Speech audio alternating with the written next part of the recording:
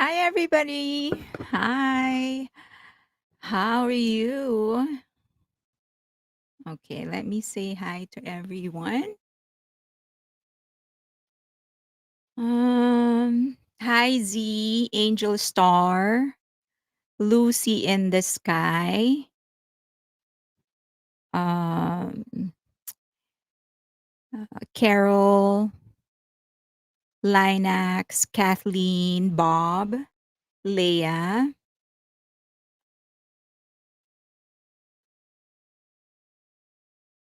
Miranda. Oh, let me go live on IG. Okay, I'm live in IG.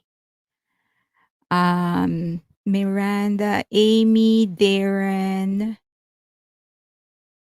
Reg, AGL. My dog wants to say hi. Come here.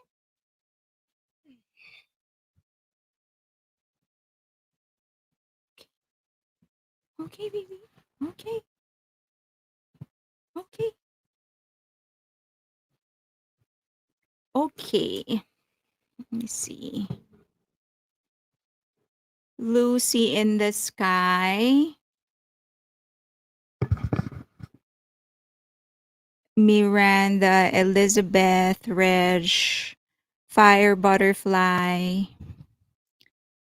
Amy Cohen.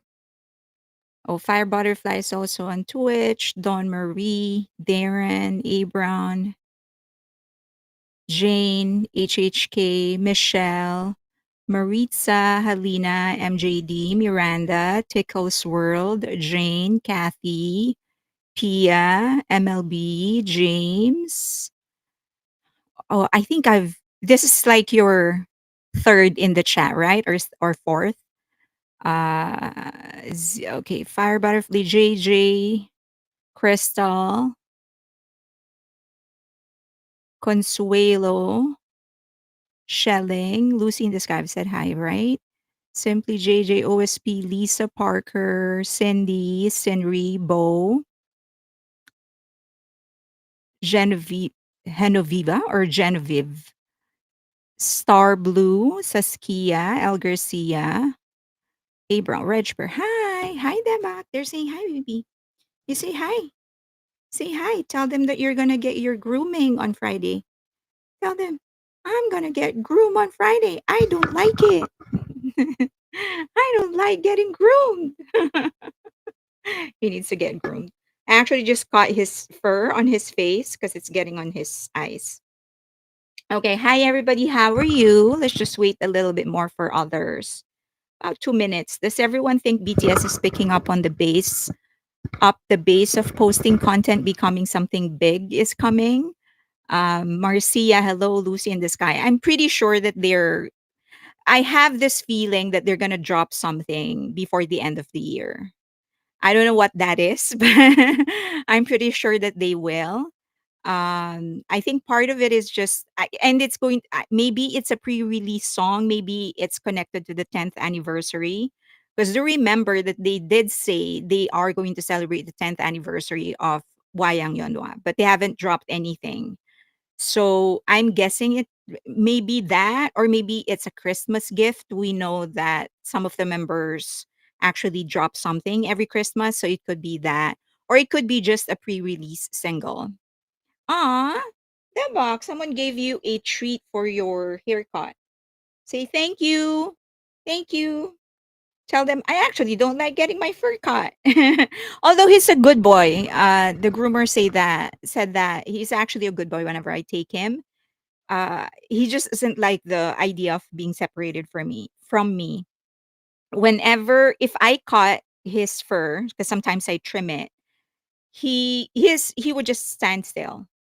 Like he would not have any complaint. But whenever I leave him to the groomer, or even when I leave him for daycare, for example, if I can't take him wherever I'm going and I can't leave him with my mom, he doesn't like the idea of being separated with me. I think in all the years that I've been leaving him in the daycare, there was only one time when he kind of didn't want to leave daycare, and that was when he really made a lot of friends. Other than that, he just doesn't like being separated from me. Um, Okay, I hope so. You're dying for a sample of their new song. I know, right? So I think so. I think they're going to drop something before Christmas. Although I don't know, as I've said, if it's going to be connected to Wayang Yonwa or a pre-release track or maybe just something that they did for Christmas. Who knows? So let's see. Maybe October, maybe October. And then there are some things that we haven't like Are You Sure season 2. It hasn't I don't know when they're going to release it. I hope soon. Have you heard that JK is releasing a song collaboration with The Weeknd within the week? No, I haven't heard about that. This is the first time I'm hearing it from you.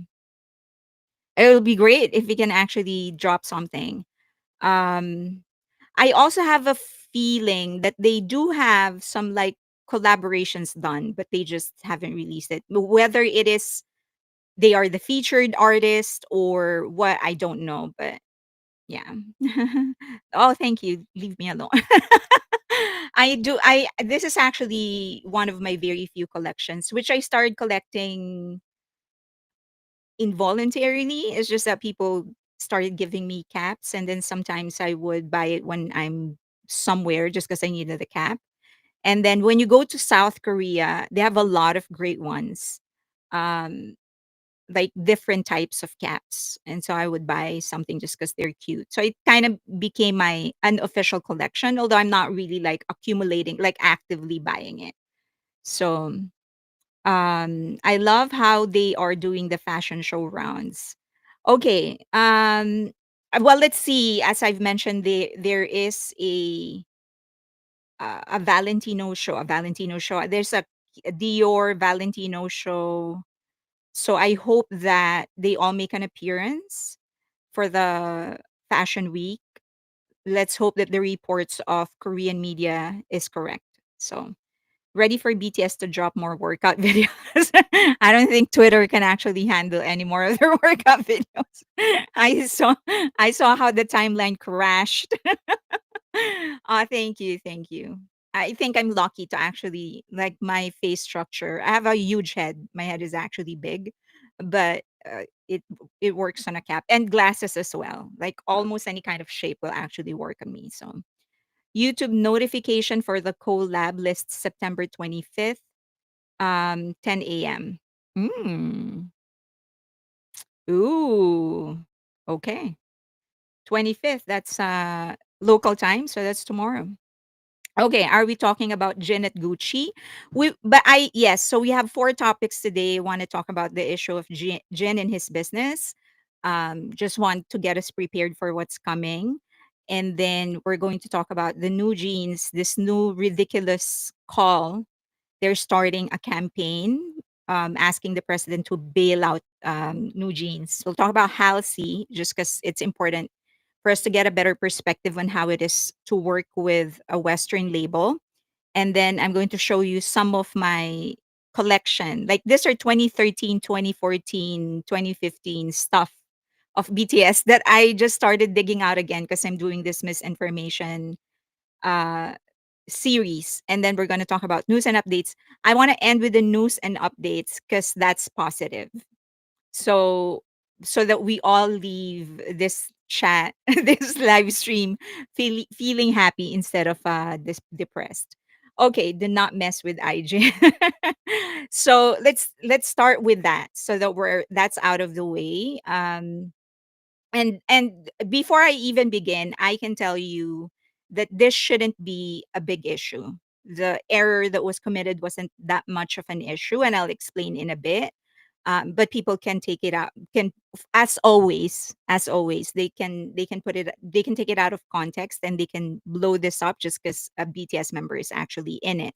So the more than anything, as at least in my opinion, the central figure in here is the chef, primarily because he's a really household name in South Korea. So in South Korea, there are several celebrities that we can call like the darlings and the sweethearts of South Korean public. One of them is him, Baek Chung Woo. and the other is Yu Jesuk, which is a national MC. That's how they call him. So they are beloved. They love these people. They can do no wrong. But the problem with this is that if you are, and that's his wife, by the way. I know that a lot of you, I'm sure that some of you already know him, because not just because he is a business partner of Jin, but because he appeared in Run BTS several times, if you would remember. Okay, so that's his wife. He's actually a actress. She was an actress. She was an actress. And they have I think they have one or two kids together already. She's beautiful, and they have a beautiful marriage. I'm sure that she is showering him with love and affection, making him feel secure. Okay, so the prior to this issue with Jin, he has several businesses already before partnering with Jin, and all of them are related to agriculture, food, stuff like that, because that's his field. Okay. And it was doing really well. As I've said, he was able to translate his fame in pop culture with his products. Okay. So because all eyes are on him, there's also a lot of critical eyes on him. Okay. And one of the cases that he faced is the violation of the Farmland Act, or Agricultural Promotion Zone rules. And this is what many consider to be the gravest of his cases. Okay, so he has a company. The name of the company is The Born Korea. And it is a food processing factory. Okay. So it operates a factory called the Baeksok factory, and they are operating in the Chongchong province. So they are located in a agricultural promotion zone. So in South Korea, they are very strict that if it is an agricultural zone, you can only do agricultural activities. So you can plant, you can harvest, but you can't do anything else because the land is designated to be used for agriculture. Okay. Now they're saying that he he's using it as a factory, meaning they're not just harvesting food there and they're not just planting food there. There is a factory in that area, and you shouldn't be doing that. You should be putting, so from your farm, you should be transporting it to another area which is not a designated agricultural promotion zone, and you should be processing your food there. In his case, there is a factory in that area. And then they also must use um, domestic products. And if you are operating in that area, okay. So they are saying that he violated that. They said that many of his ingredients actually came from other countries. So US, Canada, China, Australia. And again, if you're using that agricultural promotion zone, you should be using Korean products only. Okay, so they got him there. And then it also alleged that parts of the facility, as I've mentioned before, was being used as a factory and storage instead of farming. And again, 100% of the land should be used for farming. Okay, so it's acceptable, of course, for you to have like areas where you can store your equipment and stuff like that. But, that should be minimal. The rest should be transported somewhere else where you can process your food and do other stuff. Okay. And this was uncovered 2024. Okay. And then the other case that he has, which is similar to the case that he has with IGIN, is the mislabeling. They're saying that many of the products that he's using is actually mislabeled. It is from somewhere else, but the labels indicate that they are from Korea. So one of which is the Beksok having I'm sure I'm butchering the pronunciation of these products, but Bek Sok Denjang and Hanshin Poncha stir fried octopus. It's labeled domestic when in fact it is outsourced from China, or at least the ingredients are outsourced from other countries. Okay. So they're saying that someone actually just found it. It is not labeled correctly. So someone actually examined or traced where they're sourcing all of these products and found out that he's actually buying the ingredients from somewhere else. And then there were other hygienic and sanitary issues or violations in the farmlands and the factories that he owns. One issue is transporting pork at room temperature, because you're supposed to go to a barbecue festival. You're not supposed to do that. It should be frozen. It should be a refrigerated truck. But they were room temperature when he transported them going to a barbecue festival. Okay, so that they say shouldn't be allowed. It's unhealthy. It can cause health problems. It is important to note that in the barbecue festival, nobody reported being sick or whatever, but a violation is a violation. Some earlier allegation, which may not be officially prosecuted because they do not have regulations or laws against it, includes using pesticides for sauces, using industrial grills, or using greenhouse in a way that violates land use. So this is still included in his use of the agricultural promotion zone as a business area or processing area, when in fact it should only be for planning and harvesting. Okay. So um many of these complaints, so there are a lot of complaints against his business, and many of them cannot be prosecuted, primarily because there are no regulations against it, there are no laws against it. So people are complaining about something that is not violating the law, basically, is what the police is saying. Okay, so another one is the customs and import equipment investigation. So this is actually the first one that hit the headlines, and then others came. So beyond farm and ingredient side, Beck and the Born Korea have come under investigations for custom violations related to imported cooking equipment. And so they're saying that he's not paying taxes for the cooking equipments and other equipment that he purchased from other countries, and that he misled people by changing labels or not declaring them properly so that he doesn't have to pay taxes. Okay. All right. So the development, since all of these things came forward, so remember that at the beginning of 2025, that's actually when he said he was going to take a hiatus from all activities, and he has done so. He has not made any kind of appearance. But in August 2025, the Born Korea was referred to prosecutors on charges including violations of the Farmland Act and the Livestock Product Sanitary Control. So, as I've mentioned in the beginning, that's the one that stuck.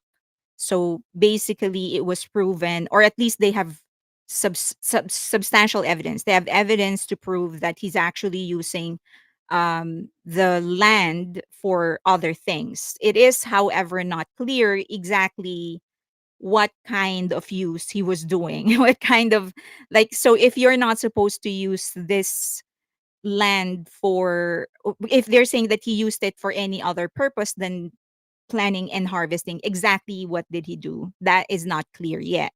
So they're just saying that, oh, he's actually processing it there. So what kind of processing that, like, this is also not clear to me. Like, are you expecting that right after harvesting, it just drives to another location? So he does absolutely not use any of the land for anything else. Is that the expectation? It's not clear to me. And they're not making it clear on the reports either. Okay. Now the Beckstock factory's operation, they already halted that. So they closed it. So basically the farmland, that area that he was using to process it to for harvesting and for planning for agriculture, basically, they closed it already in June of 2025. Okay. So no operations right now. Many of these products are not producing. They halted it. They're not supplying to groceries anymore, nothing. Beck himself, March of 2025, issued an apology. And he said that he is acknowledging the oversight and pledging to make improvements, and said that the company would take structural reforms seriously. Okay, so he didn't deny any of the allegations, just apologized and said that they're going to make changes in the company. Okay, so some of the these are the allegations that didn't stick because they didn't have regulations against it. Pesticide sprayer sauce claims. Many of the sanitary complaints didn't stick, and then the tax import, I think they didn't that didn't stick either because they couldn't prove anything. Okay, so there was no legal provisions to punish those specific claims. Okay, so now I discussed all of it to just to make everybody realize that isn't all because it's Jin. It's also because he's partnering with somebody just as prominent in South Korea, probably even more prominent than BTS in South Korea. Because if you would remember, especially among the older generation, because if you would remember when Jin and the chef went around South Korea, the country in South Korea, they people were recognizing Beck more than him, more than Jin, and that's when Jin actually said, "I better work harder because you're not recognizing me." So it's not just because it's just him that's getting targeted, but also because it's the chef. That's everybody's sweetheart in South Korea. Now, I'm not also claiming that all of these complaints are unfounded. I mean, he admitted to many of them, but this is to demonstrate how difficult it is when a prominent personality operates a consumer business. Consumer business is when you're consumer goods, when you are catering to end customers rather than other businesses, because they're more critical of you because they are popular. Hi, Carmi. Six Tribes, Juveline. Hi, everybody that's catching up. Okay. So now after that, it didn't take long. I actually have somebody that I have a regular conversation with on IG. And I remember sending a message to that person and saying, so this is one of like a BTS fan club, original members of the BTS fan club. And so I sent him the article about Baek Chang-woo, and I told him that they're gonna get to the hygiene company. Like after all of that, they're gonna get to hygiene company just because that's just how they operate, right?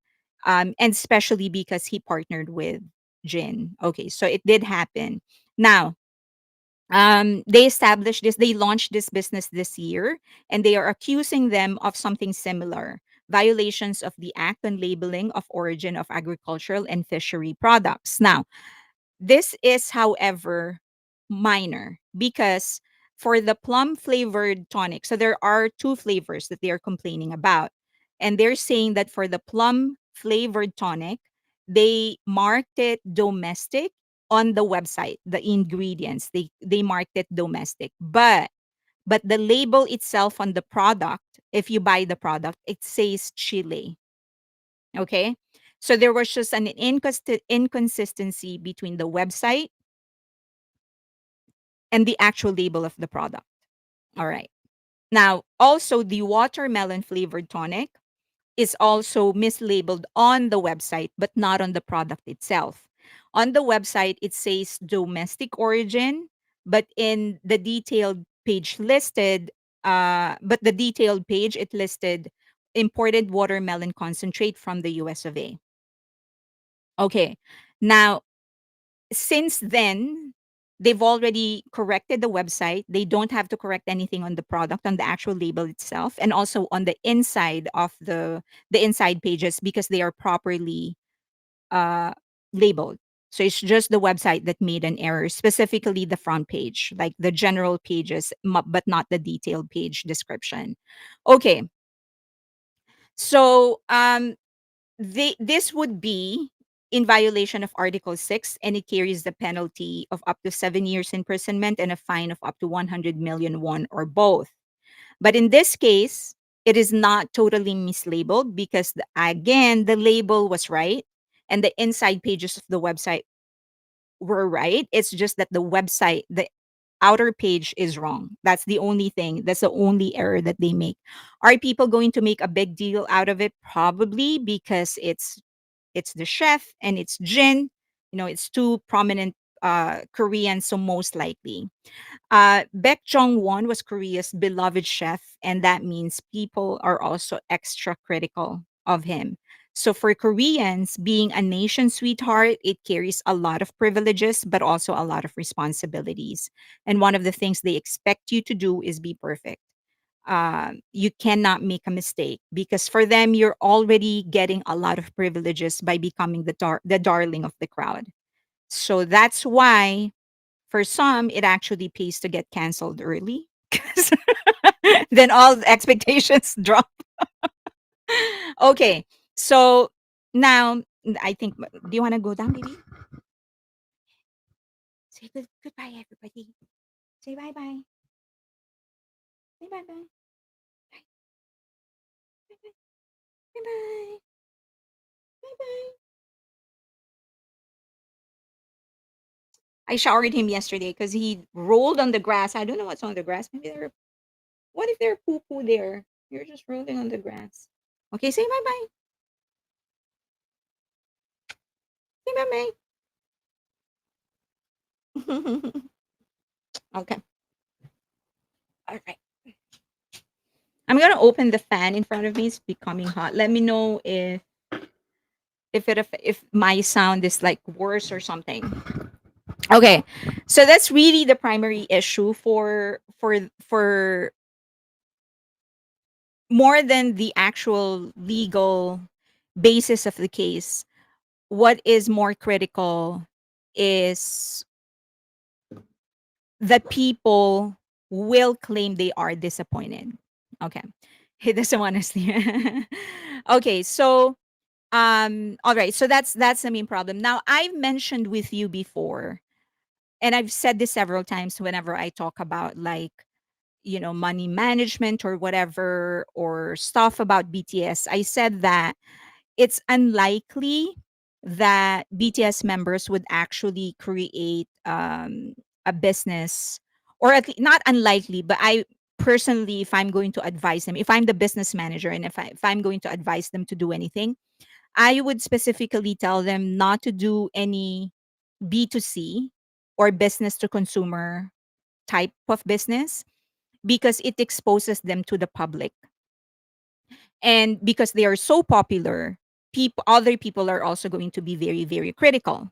Okay. So remember, in the post confusion culture, it is not enough for you, the person, to do your best in your life. You also have to become the police, the moral police, meaning you're not just doing your best for your own life, you're also finding the worst in somebody else's life, because they feel that it is their job to keep the society clean from any kind of moral wrongdoing.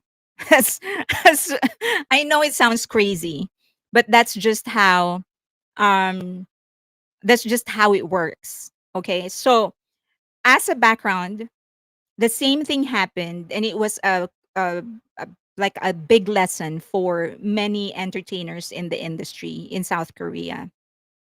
So, as you know, before, in the early days of hip hop in South Korea, hip hop was not mainstream. And to a large degree, it still isn't, right? So, when Yisang became very popular, Isang is a duo, and both of them are Koreans and both of them are rappers. Although in their albums, Gary ended up rapping more and Gil ended up singing more, and he should because he has a beautiful voice. Okay. So, but they experienced this thing. Now, um, to just give you an idea how popular Gary became, and in effect, he actually sort of helped spotlight many hip hop artists as well. He sort of carried them in his popularity because when he became a member of Running Man just exploded into popularity. And it wasn't just in South Korea, it was like in other Asian countries as well. That's how other countries license Running Man. There are other countries who are doing their own version of Running Man now. Okay, so that's Gary, just so you know how he looks like. And one of the popular guests on the show was actually Jessica Jung of uh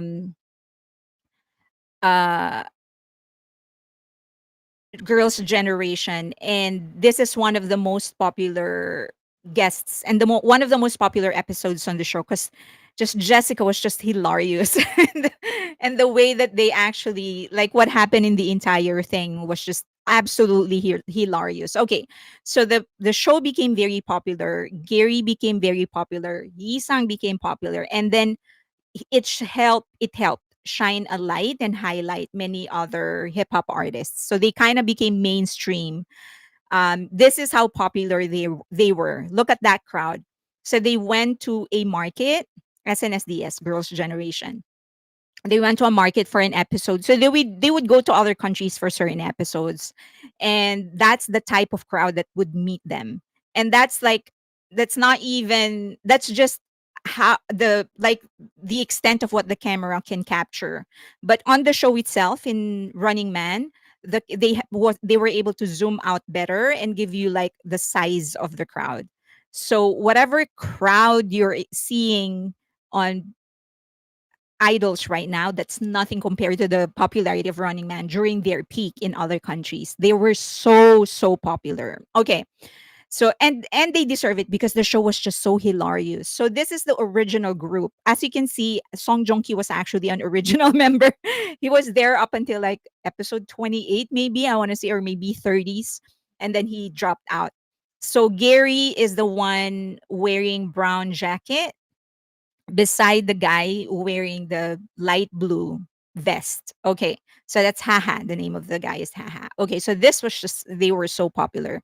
Now, before Gary joined Running Man, he was already in the hip hop world for such a long time. But in terms of commercial success, this was when they actually hit it big.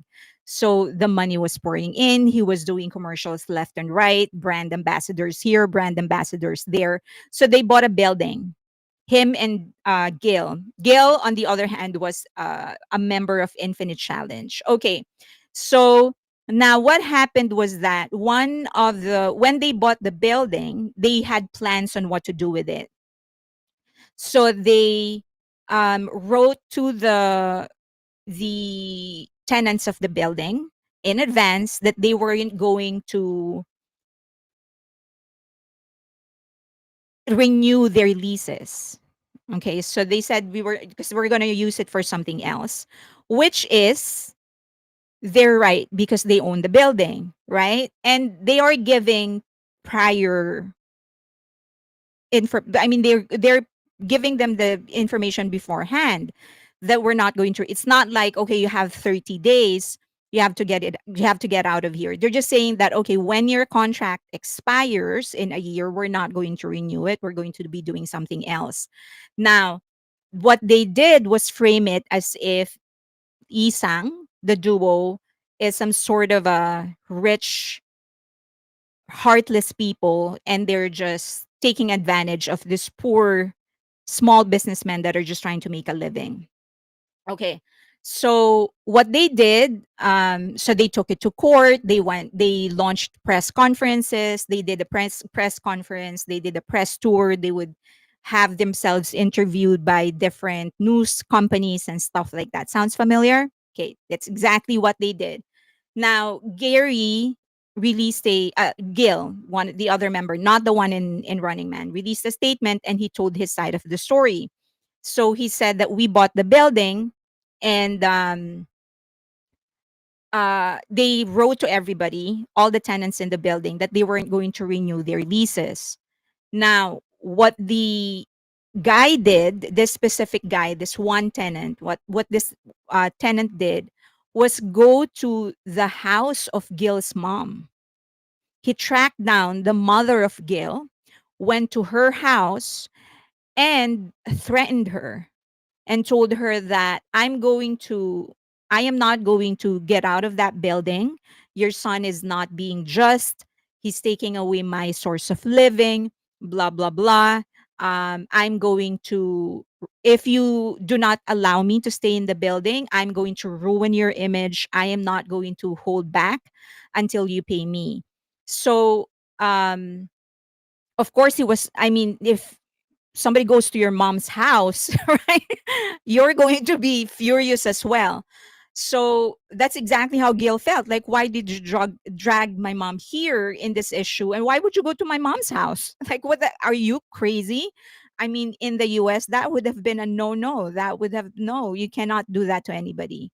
That's harassment. You're going to go to jail, but not in Korea. So he made it appear as if he is the one that's getting threatened and stuff like that. Okay. So when they tried to talk to the renter, what he did was get the support of other renters in the building. So initially, it was just him. Now he talked to the other renters. They formed a coalition, and they told the renters, and he promised the other renters, so we're gonna get money out of this. So join me in this lawsuit. You don't have to do anything. Okay, so what Gail said was that they wanted us to pay him the amount that all the rent money that he has already paid to the old tenant. So he's been there like 5 years. So pay me all of that money and then some. So there's interest and whatever, and then we're going to go away. And he's demanding that they do that for all the other tenants because that's what he promised the other tenants. And so he said that, so Gil said, we're not gonna sue him for slander or for defamation. We just want this to go away, and we just want to make sure that everybody knows the story. Now, I guess he's committed, the renter, he's committed, so he went through with the case. So he continued doing a PR campaign against Gail and Gary and against Yisang. So they didn't have a choice because the tenants won't leave, so they sued them. The unfortunate thing is that the lawsuit dragged on for 5 years. So sure, at the end, the court actually favored Disang. So the court ordered the tenants to leave. This is after 5 years. They couldn't use their property. So the court told the tenants, you have to leave. This is not right. It is, they gave you prior whatever, prior information. They gave you warning. They sent you a letter. All of that. It is theirs. It is, but 5 years has already passed. Have already passed. So there's really nothing that Bisang was able to do in that 5 years. So, and allegedly, it's one of the reasons it actually drove a wedge in the relationship of Bisang because they couldn't. That's their investment. They were paying for it for 5 years and they couldn't use it. So eventually they left and they just settled. So they didn't have to pay any penalty to Isang, and Isang just wanted the thing to go away. But it was already after 5 years. So 5 years, the Isang couldn't use their building. They were paying for it and they couldn't use their building. Okay. So it's actually one of the 'cause Gary eventually left Running Man, and it was allegedly one of the reasons because the stress was just getting into him. They were that's a building. It's not a joke. The amount of money that they were paying for it. It's not a joke. So but this gives you an idea on just how evil people could be, because they know that in South Korea, the minute somebody accuses you of something, it doesn't matter if it is true or not. If you're a big star, for as long as it's an accusation and someone's backing that accusation, they're going to hype it up, and they don't care about the truth or not. They don't care whatever happens after the case is done or the decision of the court. Once you get accused of something, that sticks to you. But this only happens to those that are most beloved. Okay, so why are we talking? Which Running Man member is having rent issues? Oh, I'm just explaining what happens to celebrities when they put up businesses. So okay, so that's the gist of it. That is the primary reason many idols or many celebrities don't get into any kind of consumer businesses, because someone's going to try and get to them. And if you would remember, they tried to do it to Jungkook because his brother has his own business, and they said that, oh, you're falsely advertising this, even though he's not the owner of the business, he's just a creative director. So they will keep on doing that to celebrities, and they're doing that now with Chef Beck and with Jin. So you feel bad for him. So do I, because he was actually one of my favorites in South Korea. I still listen to their albums. Actually, they're really really good. So yes, so in South Korea, people are presumed guilty, and that remains even if they are proven to be innocent. So but more than that, even before they started serving the military, I've been telling you guys that the sooner we get to any kind of releases, the more of this issue will actually come up. And if they can't find anything, they're going to invent it. So remember, I said that. And they will continue doing that. So if there is any kind of opening, they will come after and they will hype it up. And remember, BTS has a lot of haters because they also are very, very popular. And they will try to, as much as possible, drag them in South Korea because they know there's nothing they can do in other countries. When it's in the US or whatever, there's really nothing they can do that could affect the image of BTS because we don't care about these things. So in here, if somebody's business goes, if the label goes into legal trouble, we don't associate the artists that are signed in that label. We don't care. It's just another corporate whatever for us. So they know that there's nothing they can do to that there's nothing they can do about the international popularity. So they'll try to get BTS in their home turf, which is in South Korea. So the only thing you can do is not pay attention. This and all other incoming issues that they will invent, that they will blow out of proportion, um, because there's really nothing to it. It's just ignore it. These are businesses. It's just normal for people to get into trouble to have problems in their businesses. So just don't pay attention to it. Just be warned that they will continue try and do this, and they will stop at nothing. They're going to AI stuff. They're going to manipulate photos. They're going to invent statements. They're going to do anything and everything that they can to ruin it. So okay. I see many BTS members living in the US within 5 years. um, South Korean justice system seems backward, while other countries it is innocent until proven guilty. Legally, they say you are innocent until proven guilty, but socially you are guilty until proven innocent. But they're also picky on who it applies to, right? If the guy is not that popular, it's okay. Like Dale, right? So here he is convicted of rape, but no one's paying attention to it. So because he's not as popular as BTS, so nobody really cares. So the law is different when you are popular. They didn't pay rent for 5 years, correct? They didn't pay rent for 5 years. BTS needs to stop investing in that ungrateful country. I think, you know, I think whenever they're going to do any kind of business, it should just be B2B, or just exactly what Suga did, just do it via a private equity fund, so that nobody so it's just private equity fund. So your money is pulled in with other people. It gets invested somewhere else, so no one can really follow what it is that you're investing in. I just want Here's the problem though. They don't do this with general wealth, just those that pull themselves up. Correct. Yeah. So they can't. Um so here's another example. Just a caveat that I have nothing against All Day Project. I actually like the group. But every issue that they're trying to throw towards All Day Project, if those issues were thrown to BTS, they're going to blow it out of proportion.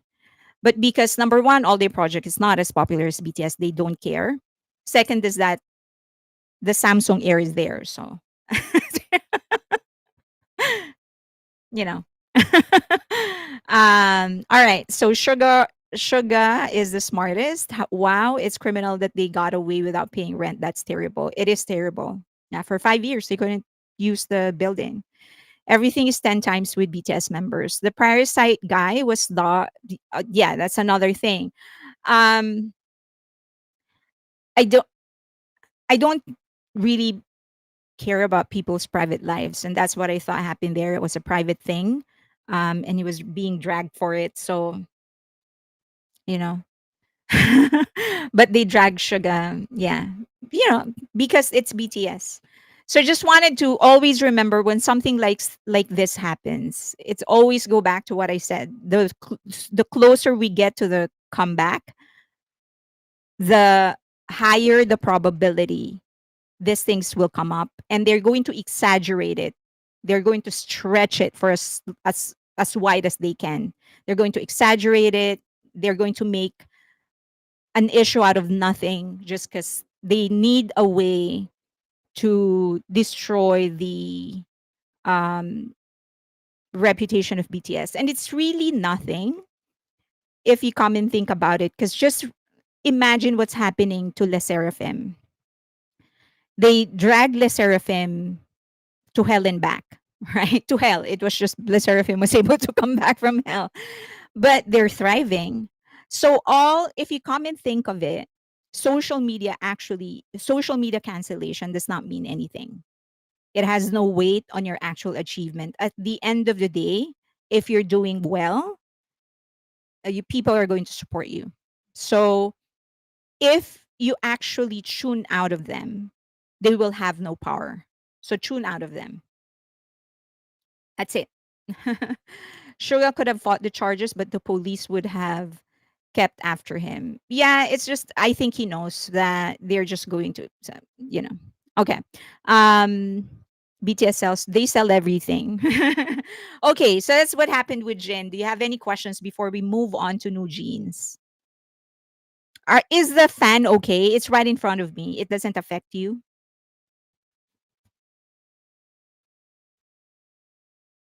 Okay, let me see if you have questions. Just I'm waiting for your answer if the fan is okay.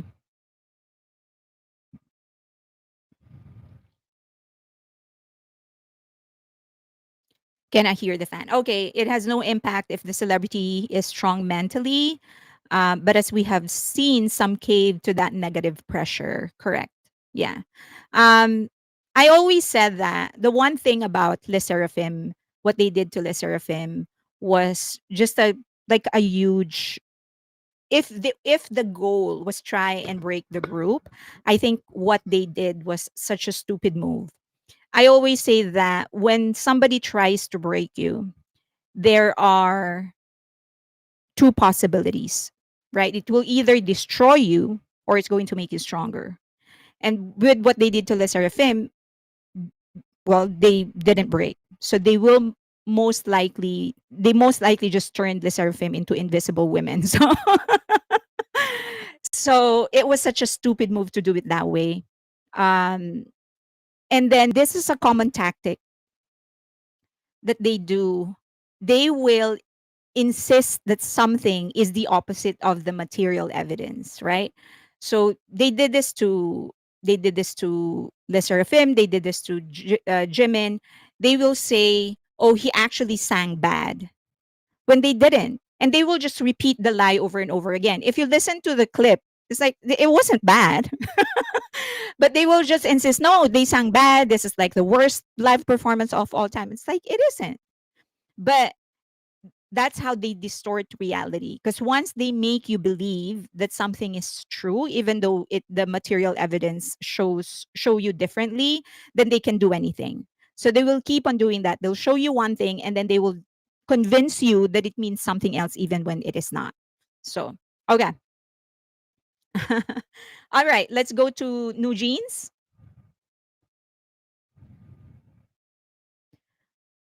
Yeah, what doesn't kill you make you stronger, correct. South Korea is an extremely competitive society to the point that if they cannot compete, they make horrible decisions like not getting married or not having children. Um, they are competitive. It also, but it is you can trace it back to their post Confucian belief that it is not, as I've said in the beginning, it is not enough that they do their best and that they do well in their life. They also have to find fault in other people. Okay. All right. So, because that's just how they are. Okay. So, this was actually a ridiculous article. And that the obviously the tonality of the article this is just something that was written by somebody who just hates hype. They probably hate Bang Shiuk. They probably hate BTS. They just couldn't drag BTS into the because BTS doesn't have anything to do with it. But essentially, what this article is saying is that number one, that New Jeans shouldn't pay any kind of fine. Number two, that they should just be let go by Hybe. And number three, that the president of South Korea must clear all path to ensure that New Jeans actually does not suffer any kind of consequence, including public opinion. That's what he's saying. That's what he wants. So those three things. Okay. All right. So in the strategy is to take your logic when you're reading the article. The strategy is to downplay logic and highlight emotions. When you downplay logic, then reason goes out the window. You don't need any kind of reasoning because it is all about emotions now. All right. So number one, the first thing that he did was actually establish Hybe as the favorite of the government. So he's saying that government officials are actually just favoring Hybe, that they're just doing whatever they want. They're making sure that Hybe is able to gain favor, that the court favors Hybe, stuff like that. Number two, he emphasized that for artists to be able to do their job, they have to work with like-minded people to create energy and excitement. So, in other words, he's saying that New Jeans, for them to become best versions of themselves, must work with the people they want to work with. In other words, they must work with Minhee Jin. Otherwise, they will not be able to maximize their talent and they won't be able to work. Okay. So that's the second step. So he said the reporter said that Nugents argued this situation is a case of a father who is abusive and has kicked out the mother. So he's establishing Bang Shiyuk, Hybe, and Adore as the father, specifically Bang Shiyuk. He actually never mentioned Adore. It was all about Bang Shiyuk and barely mentioned Hybe. He would always mention Bang Shiyuk. And he said that Bang Shiyuk is an abusive father and he was abusing Min Hee Jin. Okay. So again, downplay reason, highlight emotions. Okay. So step three, label everyone writing about the consequences of the lawsuit to the industry at large as government sponsored. And this is a common trick in social media. If you say something factual, even if it is a fact, but it doesn't favor your notion, if it doesn't favor your narrative, you just label that person to be something else, right? So, for example, if you say um, mint flavored chocolates, they're disgusting because it tastes like toothpaste. So, objectively, you're correct. It does taste like toothpaste. Now, somebody who's a fanatic of mint flavored chocolate can tell you that, well, your you have 10% IQ or something. Your IQ is 10. Anybody who says that mint flavored chocolate tastes like ice cream has an IQ of 10. So they took you out of your original argument. They didn't address what you said, that the mint flavored ice cream tastes like toothpaste. They just called you names. So then people remember, the brain is pre-programmed to remember the simplest concept, and equating mint chocolate to ice cream is much more complicated than calling somebody stupid or idiot. Okay. So they said, so that's his third step. Anybody who says anything that does not favor his narrative is government sponsored. Okay, so he wants people to think that. So in the article, he said the government sponsored reporters who were siding with Bang Shiyuk's dirty money and power. He said this about 4 times in the article. Bang Shiyuk's dirty money and power amassed through fraud and stock manipulation published articles criticizing New Jeans for their excessive language, demonstrating the ignorance and shallowness of Korean media. Again, the name calling. Okay. Nothing substantial. It's just name calling. Government sponsored, dirty money and power, and shallowness and ignorance. Okay, no reason yet. He has not provided any kind of legal basis, legal explanation, logic, nothing. It's all about emotions. Feelings, feelings, feelings. He said that the crux of the problem is that emotionally charged girls in their late teens perceive Bang Shiyuk as a father who violently drove out their mother. So he's saying that if that is how the 5 girls feel, then the government and the court should actually see it the same way. Okay. As long as they feel this way, ruling out or writing articles about him, telling them to simply him is a New Jeans. Writing articles telling them to simply dance and sing under Bang Shiyuk is itself another form of violence. Okay. So now again the name calling. If you think that New Jeans, number one, instead of saying fulfill your contract under or do your activities under a door, because that's what the court said, if you're going to work you need to do it through a door. He's not calling it that way. He keeps on saying they're making New Jeans sing and dance just like what Bang Shiyuk wants them to do. So it's painting you a picture of a puppet and a puppeteer instead of the fact that the court just said, well, you're gonna have to wait for the decision of the bigger case. In the moment, we will uphold the contract. So if you're going to work, you're gonna have to work under through a door. So again, nothing on the logical part. It's all about feelings, feelings, feelings. So we call this the straw man fallacy. I'm sure many of you know this. We call this the straw man fallacy. When you distort the opposition's uh, argument into something different, either you exaggerate it or you downplay it, and then you argue from that perspective. So the fact is that the court said you need to uphold your contract or you need to work through a door while we wait for the result of the bigger case. That's what the court said. But he's comparing this into a puppet and a puppeteer. No, you sing and dance just like what your father wants you to do. Okay, then you call that a straw man fallacy, and it is very common. A lot of people do this, and a lot of people actually get caught up in this. Okay, number one, this is categorically false. This next statement that he said that in the article, he said in the United States and Japan, in more civilized countries is the term, like United States and Japan, the activities of musicians and creators are naturally guaranteed, and contractual issues are resolved later through compensation or distribution. Therefore, there are no cases where activities are fundamentally banned due to contractual issues. Absolutely not true.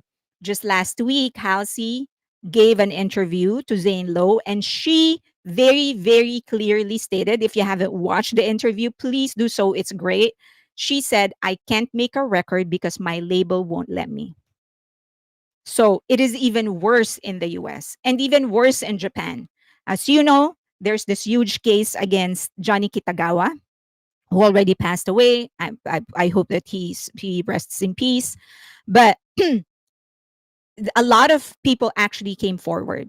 They all said that they can't leave. They get trapped into a 20-year contract, even worse than the 7-year contract in South Korea.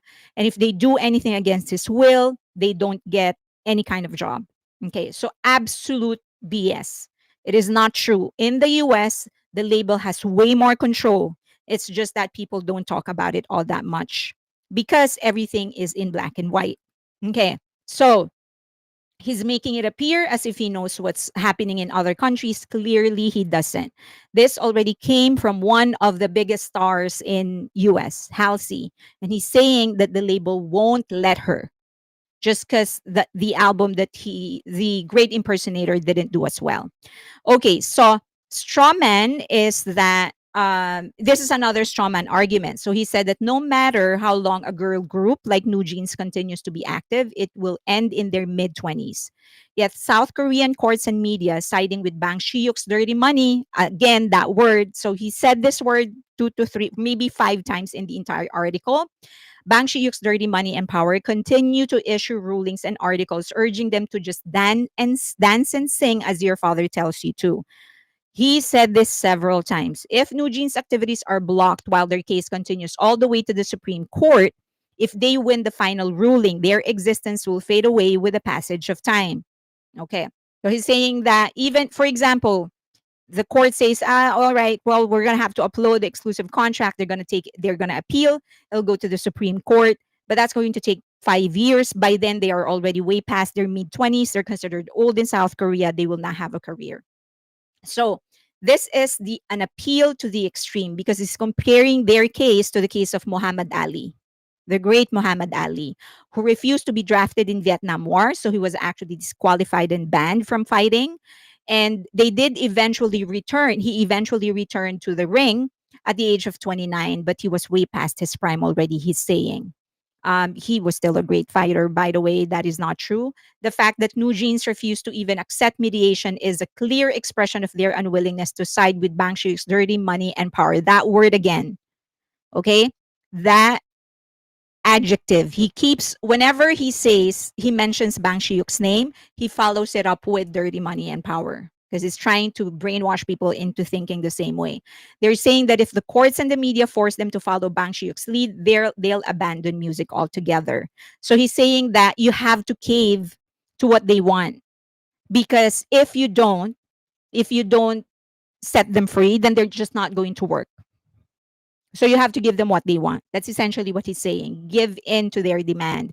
If necessary, so this is the entire point of the article. He's saying that if necessary, President Hee Jae-myung, not Minister Choi Wee-yong, should step forward and immediately clear the way for New Jeans to continue its activities.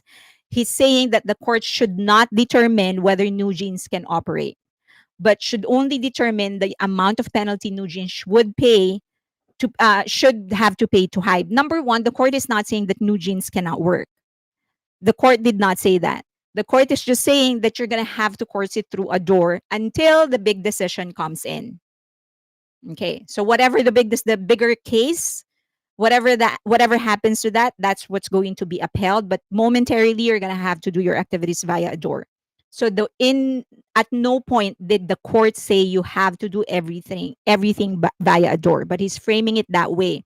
And then the other thing is that he's saying that the president should actually take over the case, and the court should only decide on how much penalty they're going to be upholding, they're going to be paying.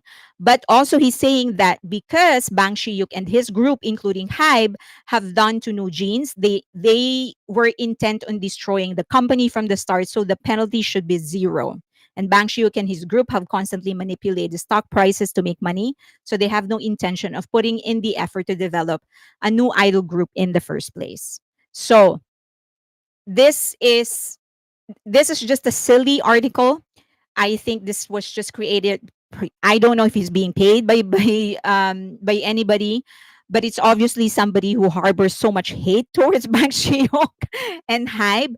But also in this entire article, there was absolutely no use of reason and logic or legal stuff. It was just all about emotions. He's saying that Nugents is a great group, and they're saying that they will not work if you ask them to work with a door, and so in that case you're going to have to give them what they want. That's what it wants. That's what the reporter wants to happen. Okay. So always be careful. Oh, and this one, so now he's labeling everybody. Korea, if what he's saying is that if the court favors upholds the exclusive contract, if the court upholds the exclusive contract, then South Korea will become an uncivilized, barbaric nation that cannot guarantee the activities of New Jeans. So, because the entire country cannot go behind New Jeans, then it is an uncivilized and barbaric nation. So, what an article. So just be aware of fallacies in any type of conversation. So one is ad hominem. This is actually one of the most common. When you're talking about something, if you say that chocolate mint flavored ice cream is bad, they are going to attack your character. They're going to say that, well, you like eating pizza from LA, so you have no taste. Like, so we're not talking about pizza and my like for pizza in LA. I'm just talking about mint flavored ice cream or something like that. Straw man is when they put it out of take it out of context. So they compare your argument into something very small or something very big and then argue that point instead of the original argument. And then the slippery slope where they exaggerate the consequences of the action. So in this case, what he's saying is that because New Jeans, if New Jeans does not get the favor, the decision that will favor them, then it's going to destroy their entire career. When in fact that is not the truth. They can still work if they choose to work. They will get the compensation that they want to get. It's just that they cannot dictate to a door who is the CEO, right? They need to abide by what the the company actually wants. Um, he is so off the wall. I'm guessing he's lost everybody. Maybe. Also, in an argument, adjective has no place. So you have to, whenever an argument starts going into labeling people, describing people, anything that is not tangible, it has no place in a conversation. I remember if you would remember, I recommended a YouTube channel of a psychologist who talks about pop culture stuff from the lens of psychology. And he said that one of the most frustrating things about getting patients is that they would start talking in labels instead of facts.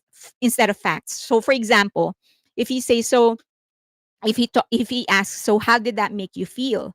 So the person is going to say, well, it made me depressed or something like that. So he was like, okay, are you talking about like clinical depression or something? How did you diagnose yourself? And so his job then is to actually ask for specifics, like, okay, when you say depressed, what did you mean? Did you palpitate? Or what is it? Were you shaking? Were you perspiring? Or did it just irritate you? And so the person could then say, well, it's irritating that I couldn't put my mind out of it. So he was like, okay, so just say that. Don't diagnose yourself. That is my job. so so in an argument, don't bite. When people starts using terminologies that is not tangible, if they start talking about things that is not tangible, don't bite. Just we're not talking about diagnosis. Just say the facts, and that will most likely lead into a progressive conversation more than labeling things. Okay. I'm so done with New Jeans' case. For real, it's either they should start performing or let them disband all the way. I'm so done. They could be working right now. They just have to do it through a door. They could be working. Can't have it both ways. This guy is trying to end K-pop. Thank you for the explanation. I learned something new today. So there you go. The article reads as a hit piece, a quintessential example of an attempt at public manipulation. Sorry, I can't read. It bears all the hallmarks of Min's tactics. One must wonder, how much did she pay for such a piece? This so-called journalist needs to touch grass in his lobotomy. His family needs to do a mental health check on him. He's clearly crashing about this. Bless him.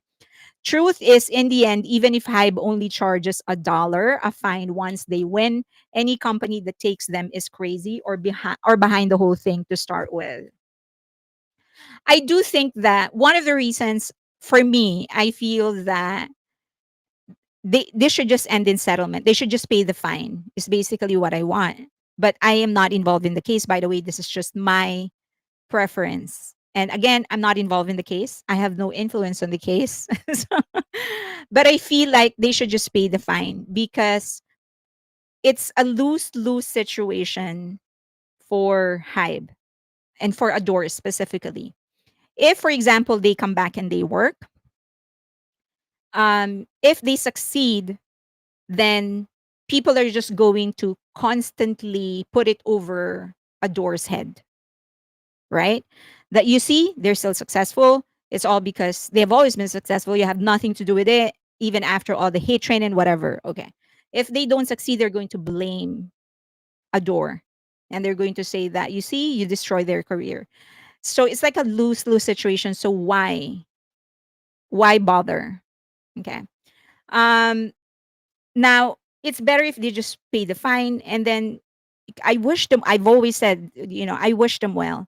So that if they succeed, then it is in their own accord. So great for them that they succeed. And if they don't, then they don't have anybody else to blame, right? But would they pay the fine? Um, so they have to if it is in the settlement agreement. So right now, the court will have to decide, right? Um, and I'm not really familiar on what the demands are. So it really depends on what the details on the case on whether or not the judge can even rule a settlement. I mean, payment of the fine, not settlement, but payment of the fine. So I'm not familiar. I don't have the details of the case. But most likely, if the court doesn't decide on the favor of New Jeans, they're going to appeal. So it is true that it could take up to 5 years. They're going to appeal, and even um, if it doesn't go in the way of Adore, they could still appeal. I mean, Adore can still appeal. So it is true that this case can actually drag on for 5 years. So, but if in the end of the Supreme Court battle, whatever the decision is that, or the agreement is that they need to pay the fine, then they need to pay the fine. The then the if they don't, then their properties will be garnished.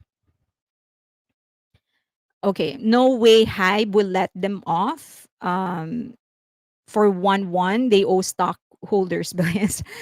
I don't think that they will be let off for I think, there has to be a considerable amount of fine because you don't want to set a precedent for other groups. You can't just let other artists do the same thing. Train under you and then use your resources and whatever to become popular and then cry mistreatment so that they can just get out of it. You don't want that kind of precedent. So I understand why they would do this. Um, Nugent's lawyers are I don't know. The reality is that Nugents are finished and are reaping the consequences of their action. Nugents and their parents are willing participants, and their arrogance or greed designed for downfall. Okay, so much talent gone. But yeah, I mean, if there's anything, I hope that the parents themselves are realizing that 2 years have already passed, right? So there's 2 years of no activities. New groups are coming up. BTS will make a comeback. The world is moving on, basically. In the outside, no one's really talking. I mean, no one's really talking about them. It's all about Stan Twitter and forums in South Korea. So okay, I believe the recent Adore exactly what I was gonna say. Are Nugents hoping that the longer the case goes on, they think that Hybe will get tired of it and just let them go? Well, I hope not, because that's like no. I don't think I think maybe but I'm sure that the lawyers are advising them that Adore will not just let this off, right? I That's crazy if they think that Adore is just going to get tired of it. There has been many cases actually that dragged on for this long. There's the matinee of 21, Minzy. She had a case against this label. In the end, she settled because she just wants to be able to make music. So that was downplayed because she's not that popular anymore when she went independent. So, I mean, when she went solo. So, but it can drag on for 5 years. That is true. Okay, next topic. Is there anything that you want to ask? The article is so bad. I want to laugh, but I'm too irritated. They are spending more on legal fees than it would have to cost to buy their way out of a door. The debt will be passed on to New Jeans' future children at this point. That is the one thing, I don't understand about the finance, how finances work in South Korea. And I don't know if it has any kind of legal basis. Like the debts of the father gets inherited, or the parent gets inherited by the children when it shouldn't be. The debt has to die with the person. However, and whenever they reemerge, whether or not they are with Adore, their fans will wait for them, and people will be curious to see if they're worth this mess. New Jeans has lost their momentum. They kind of have lost their momentum, yeah. I think one of the girls already lost their brand ambassadorship with a label. I think Gucci, I think, replaced some one of the girls. We know Chanel. So yeah. Is the reporter a teenager? It's so immature. The separation fine will be a new number, correct? And it should include profit losses. It should yeah. So there is a an estimated cost, but then yes, it can be revised. No one's talking about new jeans anymore thanks to K-pop demon hunters. Okay. Do you want to do Halsey, BTS Vault, and news and updates? No one's talking about new jeans anymore. I'm no longer sure new jeans really wants to perform much. They always took long breaks. They sure don't see like it now. Um well, they need the income. They need the income. So my parents hurt my feelings. They seem so sure that they will win, which confuses me. Do they know something we don't do, or are they being delusional? Pro- Maybe a combination of both. The hope is there. They're being, I mean, the mere fact that they started this case entirely is a testament that they are being led to think of something else, right? That in itself proves that they were convinced that something other than what is actually happening is happening. So, okay, let's do Halsey. This one's quick. So in the latest interview, just so everybody knows, so it's a long interview. It's an 1 hour interview. She talked about a lot of other things, but I'm going to focus on something because it reflects something about Korean or K-pop acts or any kind of Asian act that is trying to break into the Western market and working with Western industry. So, so Halsey, when she was still with Capitol Records, she released one of the best performing album for her best, Manic. So it sold 239,000 album equivalent units in its first week in the US. And 180,000 of that is pure sales. So that's pretty impressive. Now, it's not as impressive as like the millions of many K-pop groups, but in the US that is impressive. 180,000 pure sales is impressive. Okay. So that's her best performing album yet. Now, after Manic, she released If I Can't Have Love, I Want Power, or sometimes they call it Love and Power. She released it in 2021, and that resulted to 70,500 pure sales. So remember, she's coming from 180,000. Her next album, Pure Sales, is 70,500. And so, and this includes physical and digital sales. And so, okay. Um, because of this, the label was so unhappy that they dropped her. Capitol actually let her go. So she signed a contract with Columbia Records. And in Columbia, she released The Great Impersonator. Okay. And in The Great Impersonator, she sold 93,000 equivalent album units, which is way better than Love and Power, which she herself considers to be her favorite album of all time. And of those 81,000, of the 93,000, 81 is pure album sales. So physical CD, vinyl, digital sales. But now the label won't allow her to release another album because they were expecting manic numbers from her. So this is interesting because obviously she's doing well. She's not doing Ariana numbers, she's not doing Taylor Swift numbers, but she's doing well. If you listen to The Great Impersonator, it is not pop. It's far from being pop.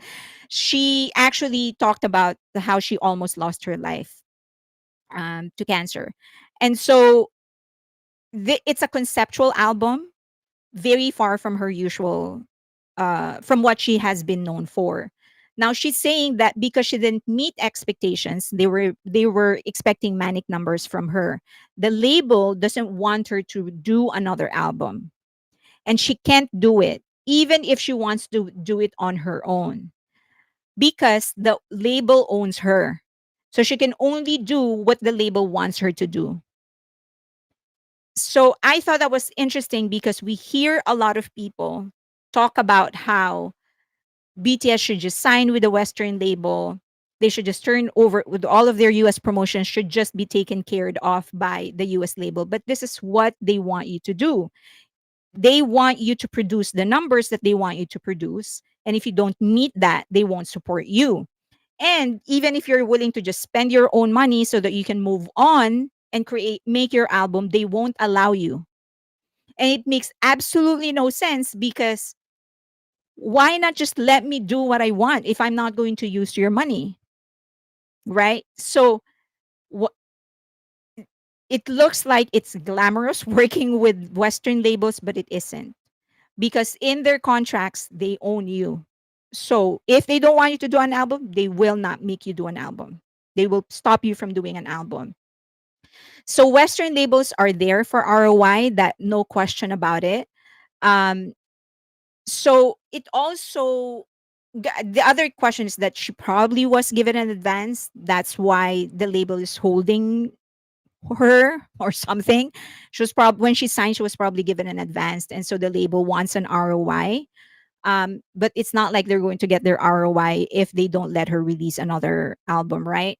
So, and to a certain degree, I feel like this is where we start realizing just how important your relationship with your market is, right? Because if you are a BTS who constantly nurtures their relationship, then you can just release an album like RPWP, who's very, very much not uh,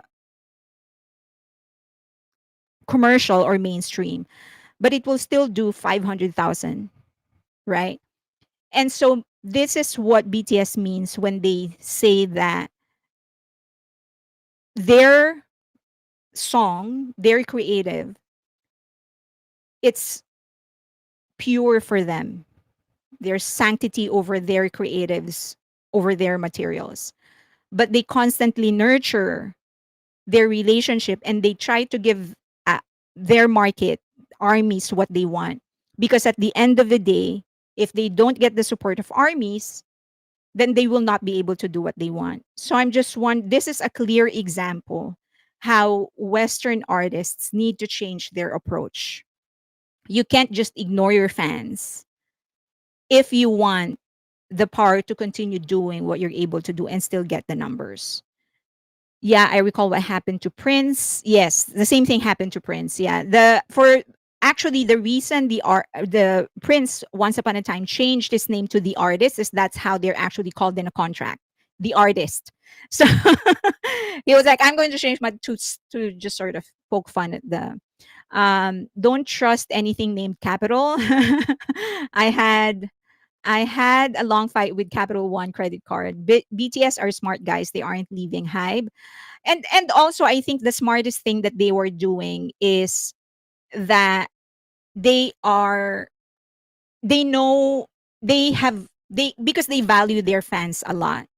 So they make an effort, and they do it willingly. They make an effort to give BTS armies what they know we will enjoy, right? So because in the process they know that when they do something just purely something that they want to do, we will still support it. So people will say, "Oh, that's selling out," but to me, it's not. It's just how things work. Because it's not like they're compromising their art, they're not compromising their music. They're just making sure that the fans are taken care of so that when they do their own music, they can do whatever it is that they want and not worry about losing support. Um, they could release an episode of children's song, an EP of children's song, and I would buy it. A lot of people will actually buy it. There's a lot of armies right now that are that already have kids. So RM's album is artistic brilliance. It is, but it's not commercial, right? But people are still buying it because we're like, well, whatever you do, we'll still buy it. A lot of people don't like the releases of other artists, but because they are, that's their bias, then they will buy it. Um, Halsey did say that she knows that she has like a core market, 100,000 people that will always be there no matter what. And I thought like, that's good. But in the US, I think they have to change their approach in maintaining their relationship with their fans if they want to be able to continue doing what they want to do. Okay. All right, that's too bad for Halsey. Really supported as Halsey. Yeah, yeah. So if you want to support her, you may want to buy a song or two of her album. And of course, try to use her songs as fillers in between the songs of other artists. So, okay, that's why Prince, Capital, and Atlantic. So, where does that leave Halsey?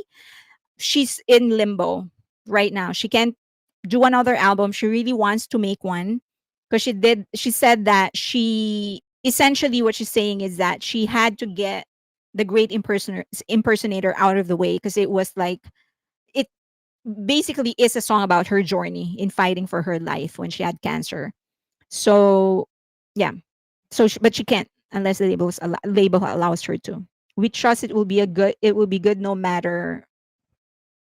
I think the 451 people in this chat, we can definitely own our own label with all our knowledge. I'd be a recruiter and vocal coach. Fairlane is CEO. What would you be?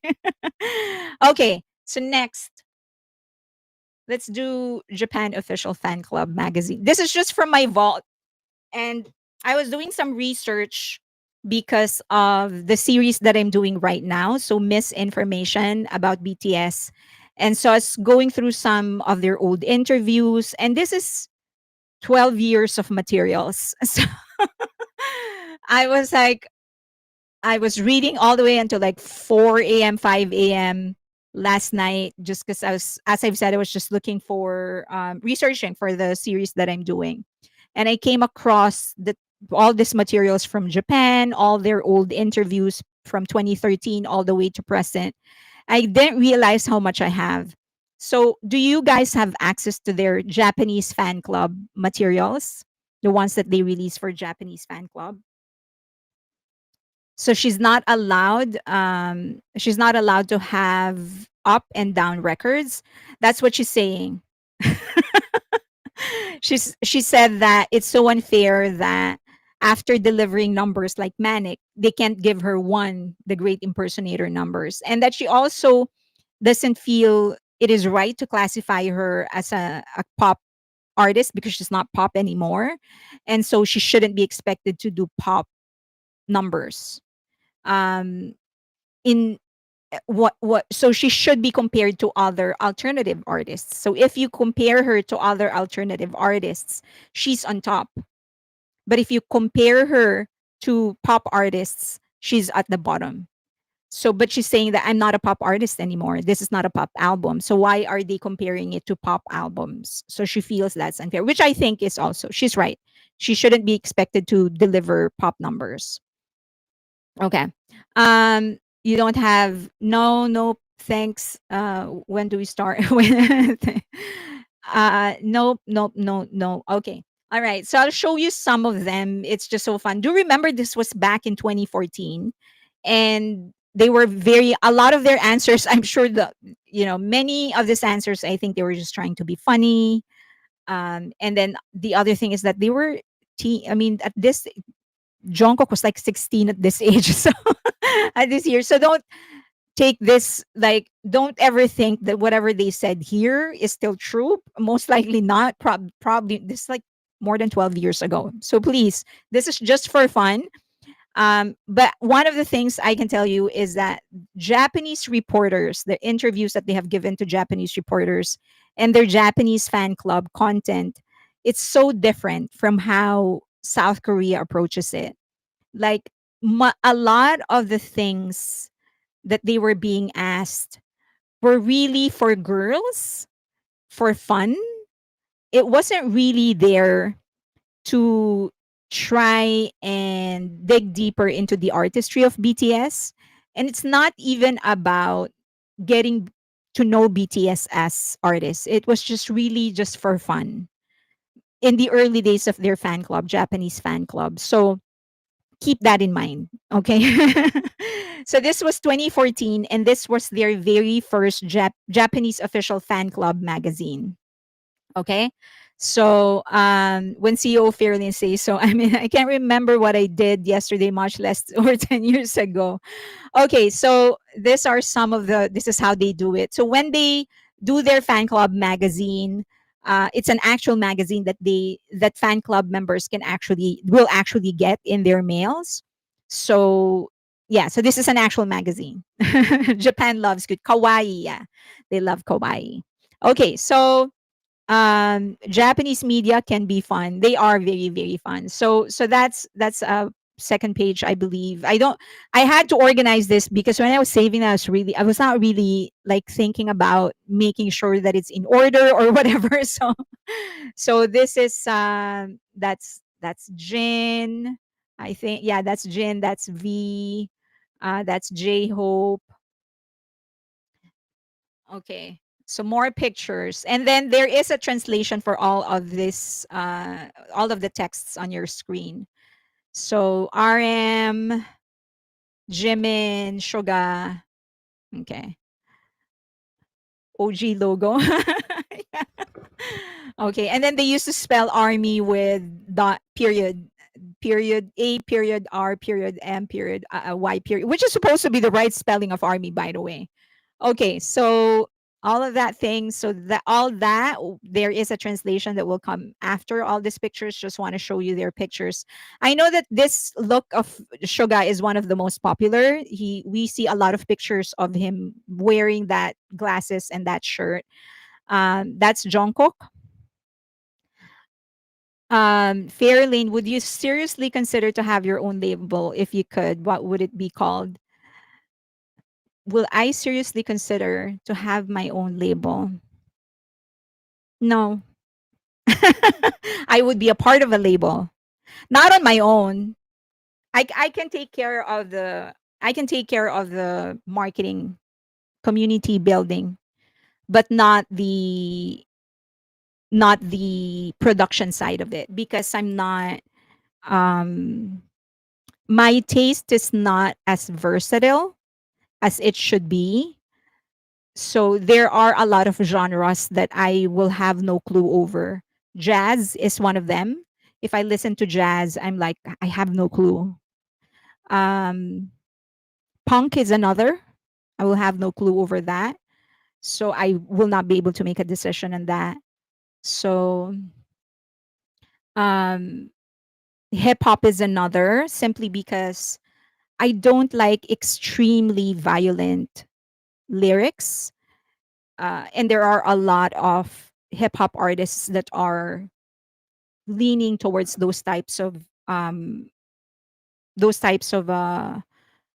lyrics, and I don't want to sort of tell them, oh, you can't do that or something. Right? And I have to know if I want, because there are artists that are really big but they lean towards lyrics like that, so I'm not versatile enough to make the call. um yeah, and then yeah, the I think genres like that I won't. So I probably will I can take in the marketing department, but not the production side of it. Okay. Jazz, classical, salsa for me are irritating. Classical, I'm okay, but it's not like something that I seek.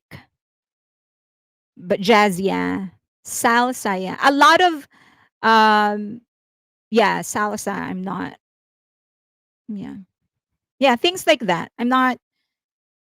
Jazz is something that I will not seek. I don't mind it if there's like one song, but sometimes there's too l- long, right? So, okay. Going back to BTS. But that made me curious. What genre do you guys not like? Like, what genre do you not, do you, that you will actively not listen to? Like, if it plays, you're just like, nope. What genre? Tell me. Tell me in the responses. Okay, so this is J Hope and V. Um, you're getting into songwriting and production. Wow, congratulations. Let me hear one of your tracks. You love new age music. Um, New age is okay. It's not something I will seek out. I will not change. I will not skip it if it's there. It's okay. Heavy metal. I'm still okay with heavy metal. I listen to country. Oh, you don't like country, death metal. Okay, country. Oh, a lot of people don't like country. I actually like country. Okay. You don't like polka? Oh yeah, no, that's another one. That's another one for me, James. Polka. Yep. Rap apart from BTS. Ah, so you don't listen to rap. Chinese opera. Okay. Rage ton, heavy rock. Okay, folk. Yeah, there's very few folk songs that I won't listen to. Country is good, but it depends on the era. Techno, okay. Screams metals for sure. Screamo metal. You like heavy metal. BTS 7+1, but not death metal. Bubblegum pop. Absolutely no heavy metal. I love good country. 23 minutes. I have a timer. Okay. See, right? So there are some people who can still, even if they don't like the genre, they can recognize what's going to be a hit. I can't. If I don't like the genre, I lose the objectivity. So, and you can't if you're the CEO or if you're the owner, especially in the beginning, you have to be very objective, and I can't. So, I don't think I can do the production side of it, just the marketing side of it. Okay, so let's go back. I have 23 minutes to 2. um, so these are more of them. So this part, the one that says present, they went to like a store, a souvenir store, and they were asked to pick out what they would give as a gift to their date. Okay, so that is why they're holding all of this like stuff on their hand, because that's the objective. You get something that you will give your future date. Okay, and then the question is, that's an OT7 picture back in 2014. Okay, so they're so young. The two of the three Macnays, Jungkook and V. Okay, so they're choosing all of the stuff that they wanted to give to their date. Okay, what a cute stuff. All right. Okay, let's go to the questions. Umbrella, stuffed toy, charger, shirt for J Hope. By the way, in all their old interviews, the one that they recognize to be fashionistas are V and RM. So J Hope gets mentioned, but not so much. But in the early days, it was like RM and V are the two that really love clothes, fashion. Okay. Oh, please like the video. Where are you? Please like the video. Okay. So there, I lost you. Okay, there. So these are the questions. So these are the ones that you will get translation of. All right. All right. So this is the question. The question is, if you're going to go on a date, where are you going to take your date? Okay. So this is RM's response. That, remember that this is they. I feel this, number one. This was back in 2014. The other thing is that I think the answer was just that them. They were just trying to be funny, having fun. So don't take this seriously. This is just us walking down memory road. Okay. The ideal date is so he wants to take the girl shopping, and I really want to go on a date in Harajuku. There's fashionable people, stylish clothes, and if I had a girlfriend with me, it'll be heaven. I'd be the happiest man in the world if we could go shopping together wearing matching clothes. So he wants couple tees. Isn't that cute of RM? Okay. um all right, it won't let you push the button. Huh, that's strange. Okay. Um, Jungkook wants some. The ideal date is uh he also wants to go shopping together. A shopping date is okay, but it'd be fun to go to a theme park. Oh, it's very different. Go on all the rides. And one day when I'm an adult, I'd like to go to Hawaii. I like the sea, so it'd be nice to relax on the beach too. Okay, 2014, this was his answer. And then I was going through like 2015 or something that changed to Japan. So, testament of how they evolve as people. Okay, Jimin, he will tell the girl, I've been waiting for you, I'll lead you, so just follow me. And he said that he would love to go shopping because when he was a kid, he actually went shopping with his mom a lot. Okay, I don't know if you have seen the silhouette of his mom, but she looks pretty. So the ideal date is, I love going shopping with my mom as a child. That's why I really like the idea of going on a shopping date with my girlfriend, walking around the city together, resting at a cafe to talk, just like this photo shoot. This really is my ideal date. Okay. Aaron would cringe at that answer. I think all of them will cringe at this answer. This was 2014. Oh my gosh, it's now 2025. 11 years. Oh my. Okay. Ishuga IG post being reported. A lot of people can't see his post anymore, while some still can. Okay. So that's for Jimin. And then Suga, where do you want to go? So he'll ask the girl, where do you want to go? I'll pick out something that suits you. Okay. And then he said, I'd like to take my camera hobby and try going on a shopping date with my girlfriend. A regular date, going shopping, watching movies, eating food sounds the best. And on special days, I want to go to places with beautiful scenery. Okay. All right, that's Suga's post. That's where in 2014, that's what Suga would have done with would have gone to with his girlfriend. And then Jin, I'll bring a bouquet and wait for you. The ideal date, rather than having a date somewhere noisy, I prefer a leisurely walk together in a quiet place. It's not a date, but the Sea Gaia in Miyazaki we once went to for an event had a really pretty view. So I think it'll be great to go there for a honeymoon. This guy's now thinking of honeymoon. Not even a date. Okay. Your title today scared you. My title? Okay, it's good. I want to walk while holding your hand. The ideal date for V back in 2014 is right now. I still want to go on cute dates with my girlfriend and hold hands while walking. But one day when I'm 30 or 40s, I'd like to go to LA in America together. That sounds good. Okay, so I guess this is right around now, right? 30s, 40s. You should be bringing the girl in America in LA. Okay. Jin went from date to honeymoon. I know, right?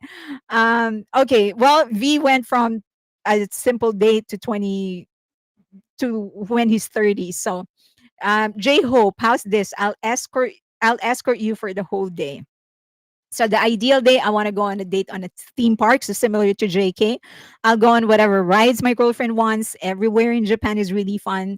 The Segaya in Miyazaki that we went to the other day was really pretty. So I think it'll be greatest to walk along the beach with my girlfriend. What a romantic. Okay. So for him, he's just going to do whatever the girlfriend wants the whole day. Okay, so these are some of the biographies that they filled up. So yearly, aside from the interview, uh, usually the fan club would take them somewhere and do something like this, where they're given a situation and they'll respond, and then they're asked the questions. they're asked questions and then they just respond. And then they also do their own biography. So they would be asked to write whatever, but there are prompts and then they'll just respond to it. So for J Hope, this is actually where I got some of the information I used for the misinformation about J Hope. So okay, so this is what he said. I was born in Gwangju. I was a cute child. He still is a cute guy, not just as a child. Um, so his kindergarten, he said, was very art focused.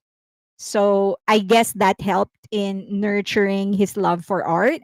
I have memories of being unable to draw well even back then. So he's not a great artist. He's saying, okay. Let me remove the ticker. Okay. So he remembered. So this is, so I actually included this in the misinformation. I remember in kindergarten, I was embarrassed changing clothes before playing in the pool. They made the boys and the girls change together because we were still very young. I was really embarrassed by that. I was thinking, why do I have to change with the girls? That's why I have memories of secretly changing away from everyone else. But when I played in the pool, I went all out playing. Even after I got home from kindergarten, I would play outside until the sky turned. It's a very ordinary childhood for him, and it seemed to be like a very happy childhood. Those times were really the most fun. Okay, and then he moved. Okay. Um, Okay, and then here is another the turning point. I hope you can see it. Maybe I can make it bigger. So the turning point was when I was in the third grade of primary school. The school I went to had a dance lesson for 30 minutes in the morning. So this is what I included in the misinformation. So it had a dance for 30 minutes. They would dance in the morning. They would play a dance video and they need to copy. So the students will copy the dance videos. And that's when he realized that he actually was good at it.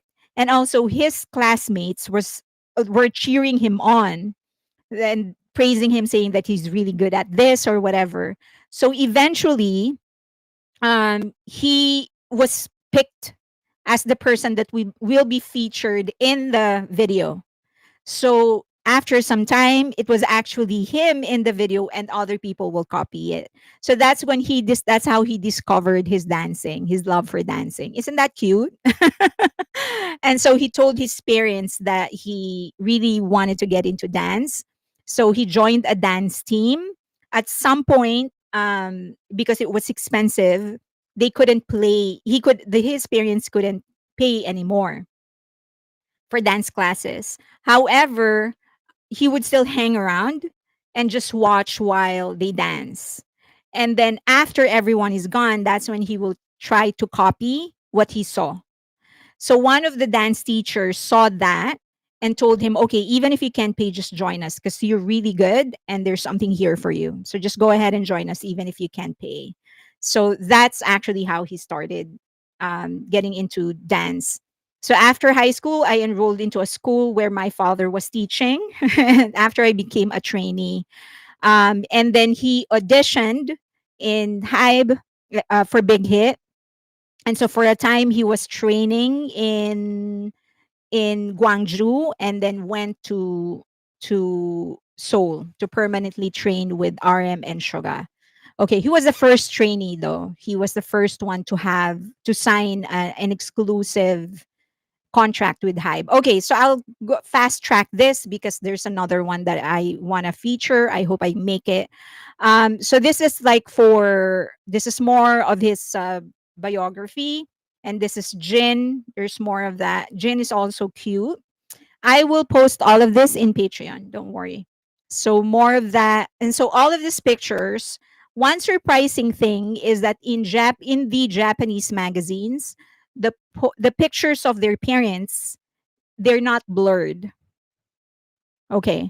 So I was like, I forgot that they didn't blur the pictures of the parents. Now they blur it. Okay. So this is Jin's biography. Um, and then this is RM's biography. But this was 20, so those two was 2014. and this was 2016, I think, or 2017. But they definitely this was after fire already for RM. Okay, so I know I'll try to get everything and find all the ones that I kept. But yeah, those are their Japanese fan. There's more, and I'll just share them with you as we go along. There's a lot. There's a lot. I need a dang church bell when Miss Fairlane comes on live. I hate that I missed so much, so I need to go back and rewatch. Okay, so do you have questions before I move on to the last one, which is just news and updates, just to end this in a high note because I don't want us feeling down after this live stream. Okay, but all the I will post like the old content one by one in Patreon as I find them. I'll try to organize them so it's not confusing. So, yeah. Okay. Morning Dance by Spyro and Gyro. Thank you in advance. We need gym pictures. Well, happy birthday first to Mr. Lee. It's his birthday. Okay, so it was so cute. I hope that he is having the best day of his life. We love that he is very protective of BTS. And I hope that he stays happy and he stays healthy forever. He deserves the best. Okay, so happy birthday to Mr. Lee. Um, Next, so Hybe sold all of their shares from on of YG Plus. Okay, they own a part of YG Plus. So when they bought shares in YG Plus, there were two companies that bought Hybe and Weverse. So all the shares of Hybe they sold. Weaver still has 7%, or sorry, 10% of their of the total shares of YG Plus. So the only ones that sold is Hybe. Okay. They sold it in a block deal, meaning it wasn't in market. If you have a retail, like if you have any kind of account in any platform that allows you to buy stocks, that's where majority of the volatility is coming from because they are tracing who's buying and who's selling. But this was done off market. Okay, so this was done off market so that they do not affect the volatility because they're holding a significant amount of the shares, right? So if they sold 7% of the entire, it's going to crash, which they don't want to happen. So they did it off market. It was a direct deal between YG and Weverse. Okay, that's all it means when they say block deal. Okay, so they bought the high purchase price is 6,100 to 6,200, and they sold it for 7,800. So it's some sort of a gain. It's not that significant, but still some gains. But as I've mentioned, high Weaver still holds 10% of YG Plus. Now, two groups are going to perform in the launching of the cultural department of South Korea. It's going to be Stray Kids and Le Seraphim, and it was the office of South Korean president who actually chose them for a performance. This is going to be the second time that Stray Kids actually will be performing in front of the president. They performed in front of the last president 2 years ago, I believe, or three maybe. So this is the second time. What is off market? It means so market is when if you have like if you're in the US, like if you have Fidelity, Vanguard, those are platforms that allow you to trade your shares, right? You can buy and sell shares. Now, those are public, so the market is able to trace the movement of the shares of the stocks. And so if there's a lot who sold, like for them in this case, it's 7% of the entire company. So then the stock is going to drop because the market is going to see someone's floating there. So the stock is going to drop. And they don't want that to happen. They don't want to cause volatility. So what they did was just take off that off the market. So the market is not able to see it. They just made a business deal directly. So it was YG Plus and it was Hybe that negotiated. So it was YG who bought the shares back. That's what off market is. Okay. Um, all right. So culture. Uh, so they're going to. So this is the second time that Stray Kids is actually performing. and the first time that Le Seraphim is actually performing. So congratulations to the two. This is a great honor for them. This is a great opportunity. And quite honestly, I think it was the right choice. Like if there is I couldn't make a better choice. I think these are the two groups that really deserve it this year. Because they are the two that are really the most active in the US. So I think it's a perfect choice. Now a lot of, if you, especially those that are hating on the Seraphim, they're making a big issue out of it, saying that this is a demonstration and just how strong the hold is of Hybe to the government, because Bang Shiyuk was invited in the inauguration of the president, and now the Seraphim is going to perform for the launching of this cultural department. It is, they are saying, proof that Hybe actually is pulling strings in the government. Of course, it could also be that they are just good. And that they're doing well in the US. I've mentioned before that they are most likely, pending confirmation, they are most likely the first girl group to sell out their debut North American tour in the US. And this is your gym pictures. This is actually what we got this week. So you have Jin, who just did not button his shirt. And then you have the three guys in LA doing their workout. I think the I am most entertained with Jungkook, because he was just, I think he's really was pushing himself. And the other guys were just there to support him. So okay. Um okay, so this is all we got for just for this week. So I don't know what else we're going to get next week, but oh my gosh, this has, what a day.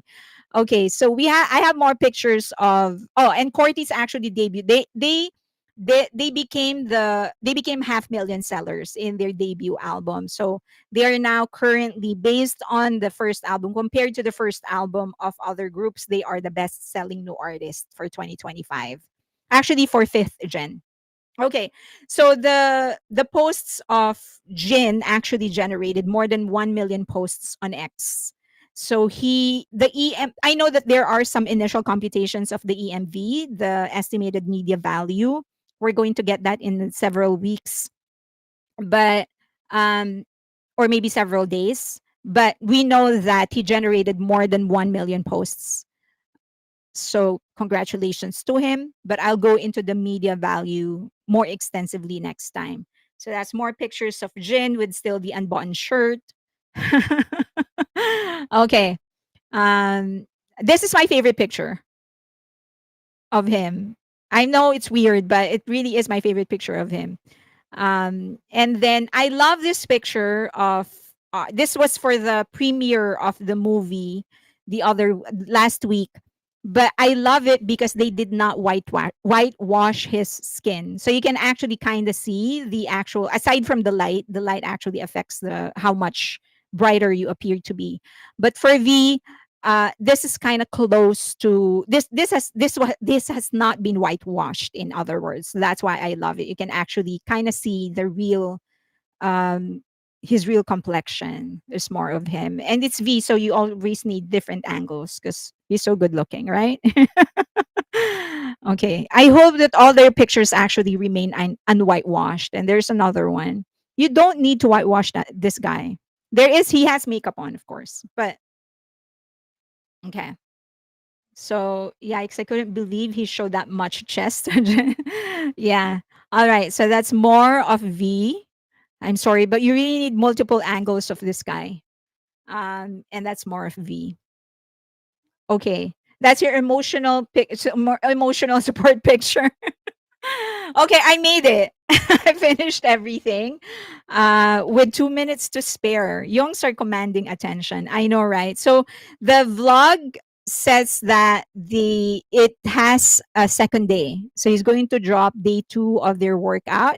And he said that on day 2, Suga and Jimin actually joined. We're gonna see if he's actually included too. Let's hope. I'm sure it's going to be funny. It's going to be adorable.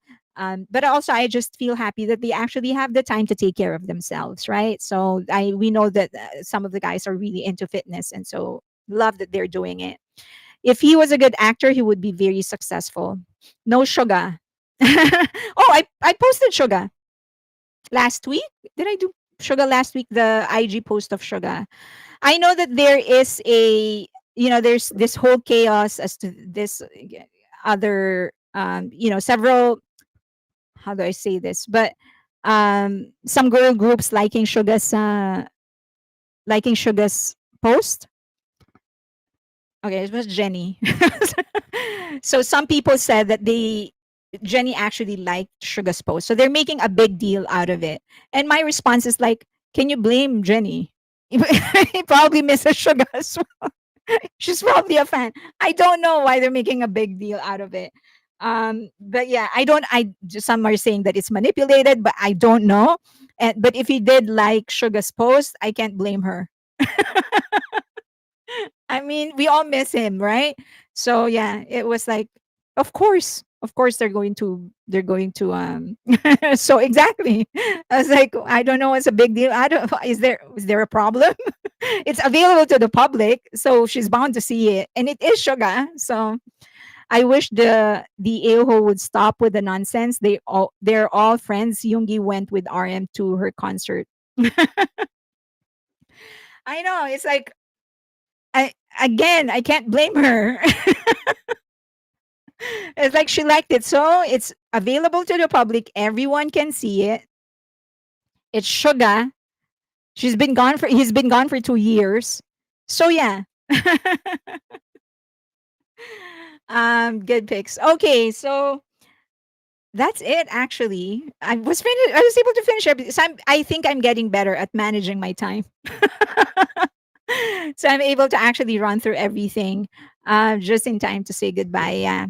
All right. So Anchor, Elizar, please stay longer. All right. I might have like I just might stream some stuff while I'm watching stuff. But this is an informal thing. I might not do it on YouTube because YouTube might block me, but I plan on rewatching um Begins Youth. I also will be reading Save Me. So just I'll take you all with me. And then after going through all the materials, I'm actually gonna do the like a recap of the best moment in life. But it's not it's gonna go beyond just factual things. So if you want something factual, I said this last time, you can go to the channel of X Celeste. So she just sort of went through the entire plot, like the entire story beginning to end, and I think she updated it after Begins Youth was released. So you can go to her YouTube channel. She did a very good job. Mine will have some analysis in it, just like looking through the characters, weaknesses and stuff, and plot points and stuff like that. So that will be so after I watch all of that, the live stream and stuff, then I will release the materials, and then we're gonna wait when they're going to when they're going to celebrate the anniversary. Jazzy J. Yes, I'm on Facebook. I think they don't allow me to do a live stream on Facebook yet because I don't have 1,000 fans there. So if you have Facebook, please like me on Facebook. So that's Asian Entertainment and Culture, because they won't let me do a live stream there unless I have at least 1,000 followers on that account. I'm not so active there. I mean, I don't interact with people there regularly. That's probably why I'm not getting a lot of fans, but I not followers there. I never felt like going to a fan meet, but if you do one, I'll get to the Philippines because I want to try Filipino food. Keep safe, everyone. I'm based in LA, so and whenever there is a BTS like concert or whatever, we usually gather together for a dinner or whatever.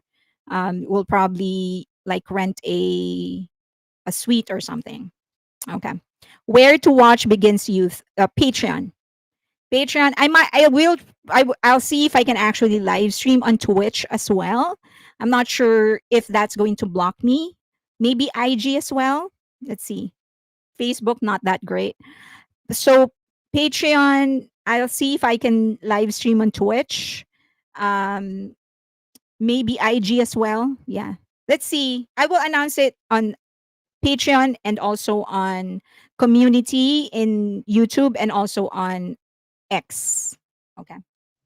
All right. Thank you. Bye bye, everybody. Do you watch Session Bra? No, I don't. I don't watch it. Is it good? Okay. All right. Thank you, everybody. Do I have a PO box? Yes, I do. Yes. I will post it. I will repost it. I'll repost the PO box. Okay. Thank you, everybody. Bye. I'll see you next week, I guess. Bye. Jazzy J, if just followed me. Okay, I'll announce it. All right. Bye, everybody. Have a great rest of the week. I'll see you next week. Bye.